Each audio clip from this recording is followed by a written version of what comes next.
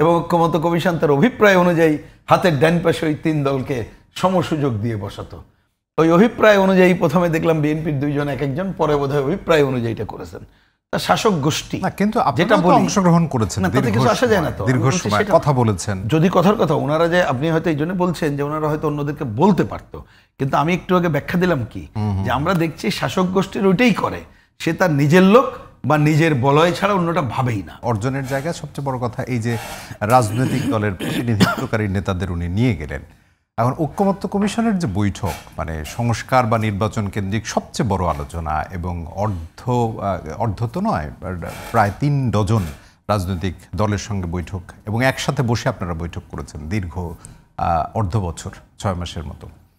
এখন এই যে নিয়ে গেলেন উনি এই যে 3টি দলের, মানে রনি ভাইয়ের সাথে আমিও একটু জানতে চাই যে এটি আসলে বাংলাদেশের যে নির্বাচন বলি, সংস্কার বলি, যেটি বিশ্বকে উনি জানাতে চান, তারাই কি আসলে প্রতিনিধিত্বকারী ব্যক্তি কিনা, বা দলের প্রতিনিধিত্বকারী, মানে আর যারা ছিলেন, আপনারা তো খুব সরব ছিলেন, আরও অনেকে খুব সরব ছিল যারা গিয়েছেন, তাদের চেয়েও কেউ খুব সরব ছিলেন, মানে প্রতিনিধিত্বটা হলো কি, পরিপূর্ণ হলো কিনা? আলোচনা একটা জাতিসংঘ, সেটা নিয়ে হয়তো আমি কথা আর বেশি বললাম না, তবে একটু বলতেই হয় যে এই প্রতিষ্ঠানটি অ্যাকচুয়ালি বিশ্বব্যাপী যে দায়িত্ব কর্তব্যের কথা, আমরা কিন্তু সেটা কখনোই উল্লেখযোগ্যভাবে দেখতে পাই না। তবু এখনও তাদের কিছু ইউনিসেফ অন্যান্য যে সংস্থাগুলো আছে তার কিছু কার্যক্রম আছে, আর এইগুলো অ্যাকচুয়ালি এইটা একটা কি বলবো যে একটা ক্লাবের পিকনিক পার্টির মতোই হয় বলে আমরা দূর থেকে দেখি আর কি।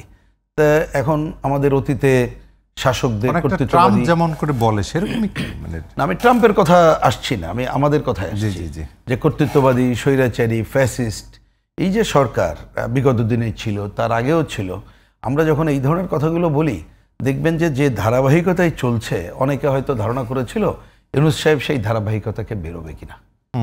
আপনি গত বছর আমি যদি ভুল না করি ওনাদের সংখ্যা কম ছিল, 57, এবং ওইখানে কিন্তু বলছিল যে আমরা একটু সাশ্রয় করার বিবেচনাটা এটা করতে চাই। তো এখন অনেকের মধ্যে এটা ধারণা হতে পারে যে ইউনূস সাহেব বা তার যে টিম আছে ওনারা হয়তো একটা নতুন নিদর্শন তৈরি করবেন কিনা। তা সেইখান থেকে তো উনি সেই পুরনো পথেই হাঁটলেন। তা সেই বিবেচনায় যদি দেখেন তাহলে আমি কোনোটাকে নতুন কিছু দেখছি না। নতুন কিছু না এই অর্থে, ধরুন সে আলোচনায় আমি না গেলেও খালি বলে রাখি, ভাষণ নিজেদের গীত গাওয়াটাই প্রধান হতো, এবারও উনি তাই করেছেন। কিন্তু বাংলাদেশে একটা যদি আমি বিবেচনার একটু উল্টা দিক থেকে করি, যে একটা দায়িত্বশীল লোক হলে যে অনেক কিছু আমরা একা পারবো না, কারণ বিশ্বটা এখন যে গ্লোবালাইজড জায়গায় চলে গেছে এবং এখন তার যে আন্তঃসম্পর্ক বিভিন্ন দেশগুলোর মধ্যে হয়েছে, তাতে কতকগুলো জিনিস তুলে ধরার মধ্য দিয়ে যদি আমাদের নেগেটিভ দিকও থাকে তো অন্যের সহায়তার জায়গা চাইতে পারি। তো সে আলোচনা তিনি তোলেন নাই, মানে সব কিছু যেন একেবারে ক্রিমের মতো চলছে, কোনো সমস্যা নাই। তাই এটা অতীতে তো শাসকরা যা করতেন সেইটা করলেন। এবার প্রতিনিধি বাছাইয়ের আমি ওই ধারাবাহিকতা যদি বলেন, আপনি এটা হিসাব করে দেখেন, এইগুলো আমরা কখনো মনে রাখিনি, মানে অত হিসাব করিনি এই কারণে, কারণ ওই প্রতিনিধিত্ব আমাদের যাওয়ার চিন্তাই আমরা করি না, এবং আমাদেরকে অফার করলেও অপ্রয়োজনীয় যাই এখন বলছে না, কোনো সময় ওই বিবেচনায় ঘৃণাভরা প্রত্যাখ্যানের বিষয়টা উনি যেটা বলেছেন পলিটিক্যালি ঠিকই আছে, সেই আলোচনাটা না, এটা অপ্রয়োজনীয়।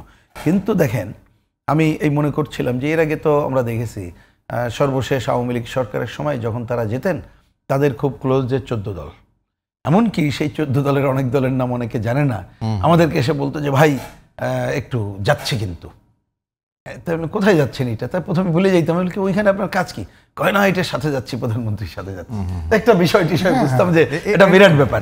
তো এখন সেই বিবেচনায় যদি দেখেন ইউনূস সাহেব তো ওই পথেই আছে, শাসকদের কাছাকাছি দল।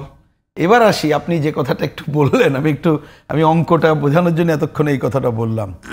আসলে ঐক্যমত্য কমিশনে যতই আমরা আলোচনা করি না কেন, তা উনার তো কাছের দল ওইগুলো।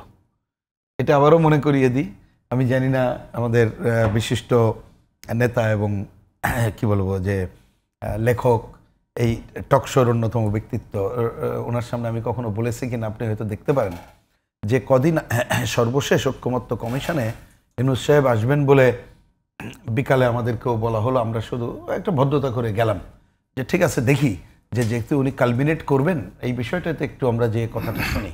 তা যে বসার পরে দেখলাম উপস্থাপক তিনি ঘোষণা দিলেন সবার সামনে, এটা অন এয়ার হয়েছে, সবাই জানে, যে আমরা আমাদের মাননীয় প্রধান উপদেষ্টার অভিপ্রায় অনুযায়ী, শব্দটা এটা, 3টি দলের বক্তব্য শুনব। ক্লিয়ার। ওনার অভিপ্রায় মাননীয় প্রধান উপদেষ্টার অভিপ্রায়। হ্যাঁ হ্যাঁ অভিপ্রায় তো ওই তিন দল, যে তিন দল গেছে ওইটাই তার অভিপ্রায়, এবং ঐক্যমত্য কমিশন তার অভিপ্রায় অনুযায়ী হাতের ডান পাশে ওই তিন দলকে সমসুযোগ দিয়ে বসাতো। ওই অভিপ্রায় অনুযায়ী প্রথমে দেখলাম বিএনপির দুইজন এক একজন, পরে বোধহয় অভিপ্রায় অনুযায়ীটা করেছেন তা শাসক গোষ্ঠী। না কিন্তু যেটা অংশগ্রহণ করেছেন, না তাতে কিছু আসা যায় না, তো দীর্ঘ সময় কথা বলেছেন। যদি কথার কথা ওনারা, যে আপনি হয়তো এই জন্য বলছেন যে ওনারা হয়তো অন্যদেরকে বলতে পারতো, কিন্তু আমি একটু আগে ব্যাখ্যা দিলাম কি, যে আমরা দেখছি শাসক গোষ্ঠীর ওইটাই করে, সে তার নিজের লোক বা নিজের বলয় ছাড়া অন্যটা ভাবেই না, বললে যাওয়া না যাওয়া। তিনুর সাহেব তো সেই কাজ করেছেন। আমি তো এইখানে উনি ওই যে বরঞ্চ বললাম যে হয়তোবা এটা আমরা কেউ মানে বলতে পারে যে উনি এইটা না করে যদি একটা উদাহরণ সৃষ্টি করে যেতেন যে এই দেশের পয়সা খরচ হচ্ছে, এত দরকার কি, যদি এটা পিকনিক হয়, ক্লাবের বিষয় হয়, অন্য কোনো অর্জনের জায়গা না থাকে, তাহলে দরকারটা কি, এইসব বলতে পারতেন।